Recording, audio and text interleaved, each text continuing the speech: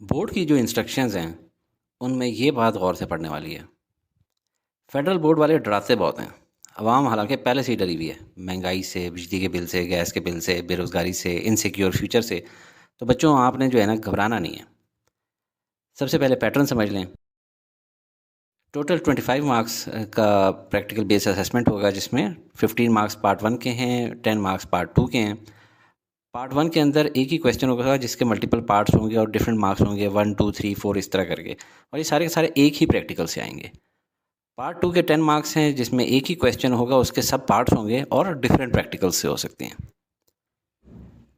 Part one आपकी book के chapter 7 और 8 से आएगा, यानी डेटाबेस के मुतालिक। डेटाबेस के मुतालिक तमाम क्वेश्चन मैं अपनी इस 27 मिनट्स की वीडियो में सिखा चुका हूँ। लिंक डिस्क्रिप्शन में मौजूद है। लेकिन ये आपने कोशिश करनी है कि मोबाइल पे नहीं, अपने लार्ज साइज़ टीवी या एटलीस्ट लैपटॉप की स्क्रीन पे देखें। तो ये आपके फर्स्ट 15 मार्क्स क्वेश्चन वन का मसला तो हल हो गया। पार्ट टू में आपको सिस्टम यूनिट के अंदर मौजूद तमाम कंपोनेंट्स की पहचान होनी चाहिए, हर छोटे से छोटे और बड़े से बड़े कंपोनेंट की। इसके अलावा आपने नेटवर्किंग पे रिसोर्स शेयरिंग कैसे करनी है उसके स्टेप्स आने चाहिए, जैसे कि प्रिंटर शेयरिंग या हार्ड डिस्क स्पेस शेयरिंग वगैरह। मोस्ट लाइकली आपके केस में प्रिंटर शेयरिंग के ही स्टेप्स आएंगे, क्योंकि यही मोस्ट कॉमन रिसोर्स है जो शेयर की जाती है आपके लेवल पे। Section A, question number one. A college library has the collection of books for reference or borrowing. A database table book, यानी ये जो डेटाबेस का टेबल नीचे गिवन है, इसका नाम है इस टेबल का book. Stores details regarding books in the library. Part of this table is shown, यानी कि इस पूरा टेबल का जो थोड़ा सा पार्ट है वो दिखाया गया है, जिसका पहला कॉलम है बुक आईडी, फिर आईएसबीएन, फिर book title, subject, publishing date और इज़ अवेलेबल। आईएसबीएन वैसे होता क्या है? International standard book number. और ये दरअसल ग्रुप, पब्लिशर, टाइटल वगैरह के मुतालिक हमें इंफॉर्मेशन देता है। एनीवेज, नंबर ऑफ़ फील्ड्स हमने बतानी है और नंबर ऑफ़ रिकॉर्ड्स बताने हैं। ठीक है, क्वेश्चन क्या है? State the number of records and fields in the tables. The number of field से मुराद होते हैं एट्रीब्यूट्स या कॉलम्स, जो कि यहाँ पे हैं 6। नंबर ऑफ़ रिकॉर्ड्स से मुराद है नंबर ऑफ़ रोज़, जो कि यहाँ पे हैं 8। नेक्स्ट क्वेश्चन है, suggest the name of field that should be used for primary की। तो याद रखें, जो यूनिक आईडी हो वही हमेशा प्राइमरी की है। इस केस में तो आप देखें, बुक आईडी या आईएसबीएन दोनों ही यूनिक हैं, दोनों यूज़ हो सकते हैं, लेकिन बाय कन्वेंशन हम बुक आईडी को ही प्राइमरी की बनाते हैं। पार्ट 3 है, complete the table to represent the most appropriate data type for any 4 fields based on the data shown. तो देखते जाते हैं कौन कौन सी फील्ड नेम। पहले देखें, बुक आईडी की हम लोग देते हैं, बुक टाइटल की कर लेते हैं, पब्लिशिंग डेट की कर लेते हैं और इज़ अवेलेबल की कर लेते हैं। देखें, बुक आईडी एक नंबर है, तो ये क्या होना चाहिए? हम लोग नंबर लिखें या ऑटो नंबर? नंबर नहीं लिखेंगे, ऑटो नंबर, क्योंकि ये हमारा प्राइमरी की है और हम नहीं चाहते कि गलती से भी कोई शख्स इसमें नंबर हाथ से एंटर करे, तो कंप्यूटर ऑटो नंबर रखा करे। फिर है बुक टाइटल। देखें, ये टेक्स्ट की शक्ल में है और बुक का टाइटल कभी भी बहुत बड़ा नहीं होता, तो हम इसको शॉर्ट टेक्स्ट लिखते हैं। शॉर्ट टेक्स्ट जो है वो अप टू 255 कैरेक्टर्स ले सकता है, जो कि काफ़ी हैं बुक टाइटल के लिए। फिर है जी पब्लिशिंग डेट। तो डेट और टाइम का एक ही फॉर्मेट होता है, तो वो डेट ऑब्लिक टाइम लिखा जाता है। इज़ अवेलेबल, इस तरह के जो क्वेश्चन होते हैं ना, उसके 2 ही ऑप्शन होते हैं, येस ऑब्लिक नो। तो इसकी डेटा टाइप होगी येस ऑब्लिक नो। फिर पार्ट 4 है, list the output that would be generated by the following query design. अगर आपने ये क्वेरी डिज़ाइन बनाया है या किसी और ने बनाया है, तो आप बताएं कि इसकी आउटपुट क्या होगी। इसको ज़रा समझ लें। देखिए, सबसे पहले आपने क्राइटेरिया क्या डाला है? क्राइटेरिया आपने डाला है कि फ़िज़िक्स की बुक्स फ़िल्टर होनी चाहिए। अब आप अपने टेबल को देखें, यानी सब्जेक्ट फ़िज़िक्स। फ़िज़िक्स की कितनी बुक्स हैं? एक ये बुक और एक ये बुक। ठीक है, लिहाजा अब आपकी सिर्फ ये 2 रोज़ आउटपुट में आएंगी, और क्या आना चाहिए? इसने देखें किस किस कॉलम को टिक किया है। बुक आईडी को, यानी ये वाला कॉलम आ जाएगा। आईएसबीएन को टिक नहीं किया। बुक टाइटल को टिक किया, यानी ये वाला कॉलम आ जाएगा। ठीक है, जिस जिसमें टिक की हैं वो वाले कॉलम आपके आ जाएंगे। तो अब देखते हैं, बुक आईडी आएगी, बुक टाइटल आएगा, सब्जेक्ट आएगा, पब्लिशिंग डेट आएगी। आउटपुट चेक करें, ये रही आउटपुट। आसान हो गया। चलिए अगले पार्ट की तरफ चलते हैं। पार्ट 5 है। इसको देखकर आप परेशान ना हो। आपका जो पिछला क्वेश्चन था उसी को देखकर आप ये सॉल्व कर सकते हैं, क्योंकि देखिए इस क्वेश्चन में क्या है, fill the following query design. अब आपको कहा जा रहा है क्वेरी डिज़ाइन बनाओ।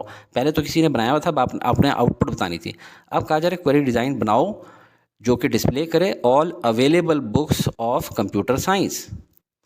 तो आपने जो पिछला सवाल था जिसमें किसी ने डिज़ाइन किया हुआ था उसको देखें, उसमें था कि फ़िज़िक्स की बुक्स की आउटपुट आनी चाहिए थी। अब वो कह रहे हैं all available books of computer science, यानी दो कंडीशन आ रही हैं। यहाँ तो एक क्राइटेरिया था फिजिक्स का, यहाँ पे क्या है, दो कंडीशंस। एक कि कंप्यूटर साइंस होनी चाहिए। कंप्यूटर साइंस कहाँ कहाँ पे है, सीरियल 1 पे है और सीरियल 2 3 4 5 6 पे है।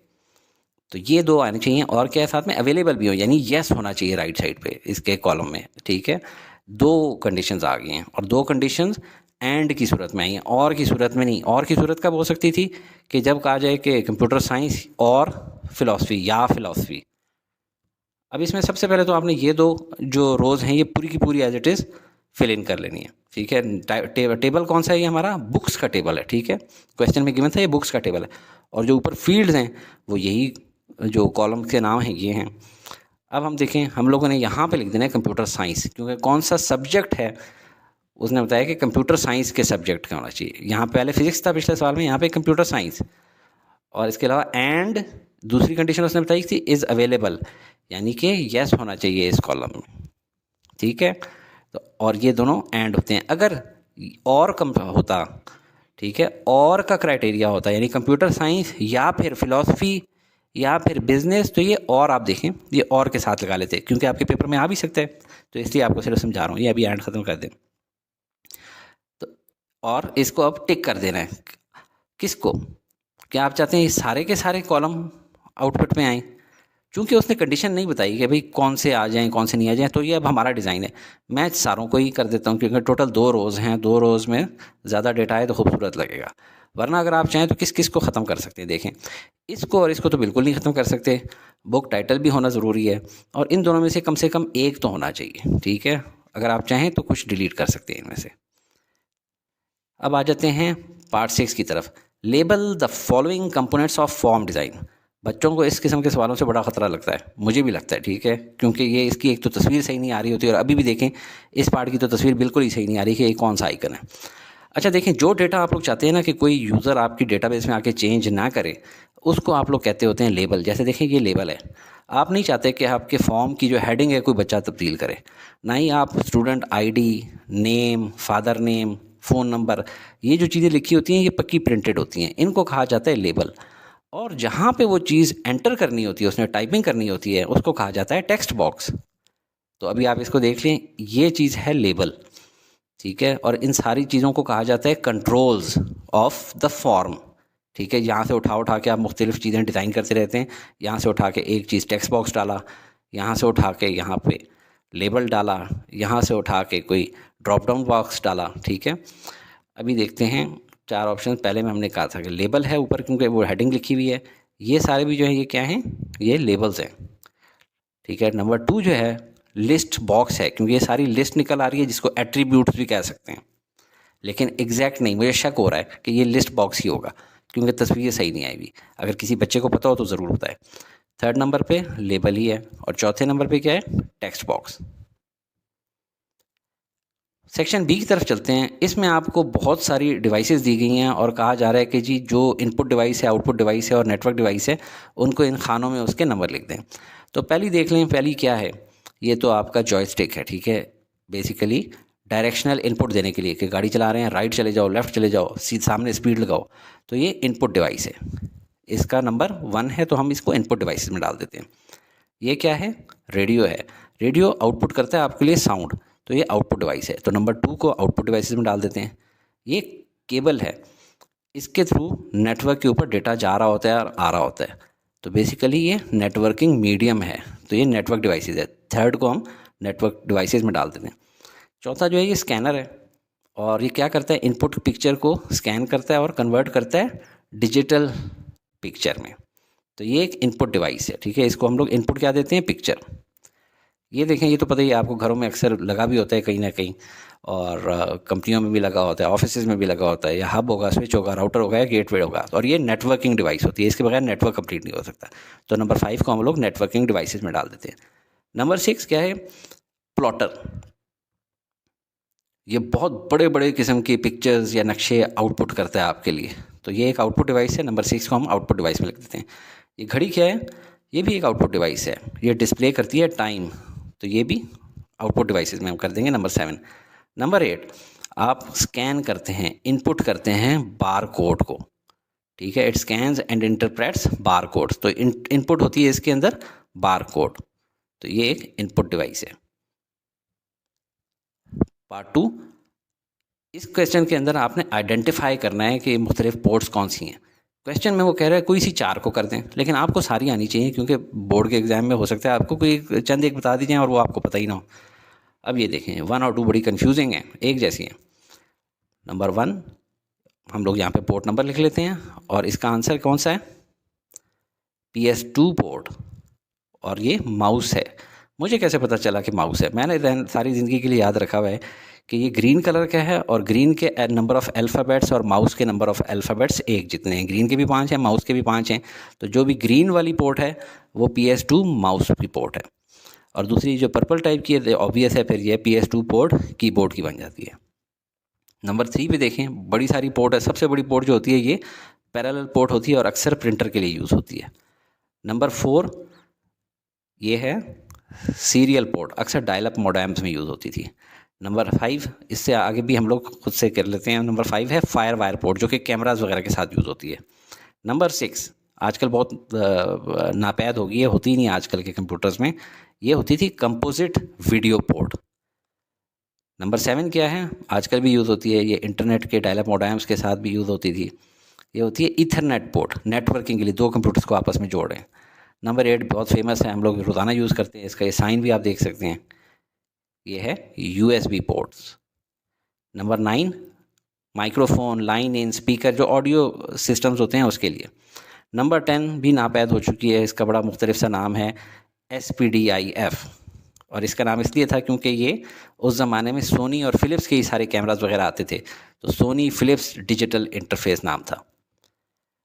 तो आप तमाम पोर्ट्स को याद करें, इसके लिए मैंने चैप्टर 4 इनसाइड सिस्टम यूनिट की एनिमेटेड वीडियो बनाई है, जो कि सिर्फ 20 मिनट्स की है, वो ज़रूर देखें। और बेस्ट होगा अगर किसी कंप्यूटर रिपेयर शॉप में जाकर वहाँ के मालिक को कहें कि आपका टेस्ट ले, पूछे डिफरेंट पार्ट्स के नाम, वो मुश्किल सवाल पूछ के एंजॉय भी करेगा और आप सीख भी जाएंगे। इसी क्वेश्चन का नेक्स्ट पार्ट B है, name the port that is versatile and provides plug and play communication, कि प्लग करो और प्ले करो, बस आसानी है।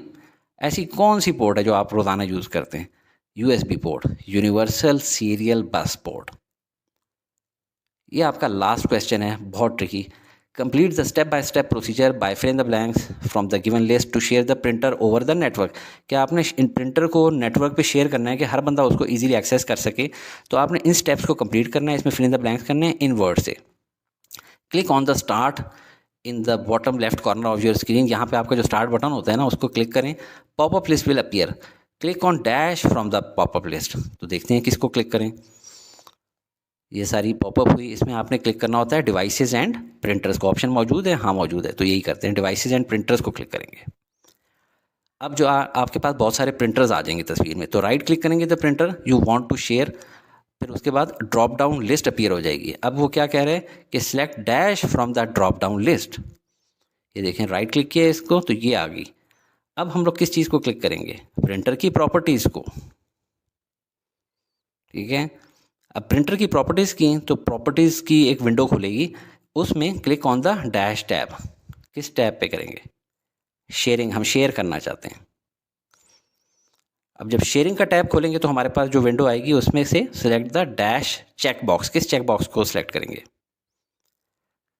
शेयरिंग की विंडो आ गई, इसमें किसको? शेयर दिस प्रिंटर या render print jobs on client computer.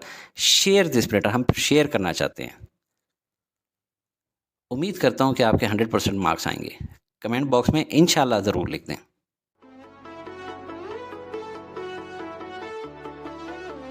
Study with me, a learning experience.